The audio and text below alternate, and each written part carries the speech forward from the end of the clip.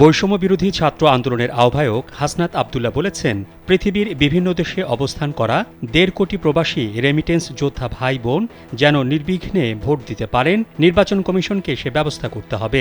নিজের ফেসবুক আইডিতে এক পোস্টে মন্তব্য করেন তিনি। লেখেন, প্রক্রিয়াগত জটিলতা ও তথ্যের ঘাটতি থাকার অজুহাতে পোস্টার, ব্যালট বা ডাকযোগে ভোট দেওয়ার আইনি ব্যবস্থা থাকা সত্ত্বেও বিগত বছরগুলোতে তার বাস্তবায়ন হয়নি। ফলে নাগরিকদের বিশাল একটি অংশ নির্বাচনে ভোটাধিকার থেকে বঞ্চিত হয়েছেন। এটা ফ্যাসিস্ট হাসিনার একটি চক্রান্ত ছিল। দেশের বিভিন্ন জায়গায় ভোটার হালনাগাদ কর্মসূচি চলছে। নির্বাচন কমিশন যদি প্রবাসী ১.৫ কোটি যোদ্ধার ভোট প্রদান নিশ্চিত করতে না পারে, তাহলে এটার বিরুদ্ধে প্রতিবাদ জানাবো। নতুন বাংলাদেশ সৃষ্টির জন্য ২৪-এর গণ অভ্যুত্থানে প্রবাসী ভাইদের এক অনন্য নজির রয়েছে। নিশ্চিত শাস্তির বিধান জানার পরও আরব আমিরাত সহ বিশ্বের বিভিন্ন দেশে হাসিনার বিরুদ্ধে প্রবাসীরা রাস্তায় নেমেছিল, প্রতিবাদ জানিয়েছিল। অসহযোগ আন্দোলনে অকুণ্ঠ সমর্থন জানিয়ে রেমিটেন্স পাঠানো বন্ধ করে দিয়ে স্বৈরাচারী হাসিনার পতনকে ত্বরান্বিত করেছে। সুতরাং এই বিশাল একটা অংশকে বাদ দিয়ে কোনো নির্বাচন মেনে নেওয়া হবে না।